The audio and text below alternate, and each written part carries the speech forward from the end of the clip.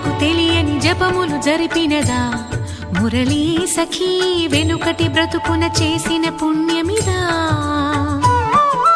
తనువును నిలువున తొలిచిన గాయములే తన జన్మకి తరగని వరముల సిరులని తలచినదా కృష్ణాని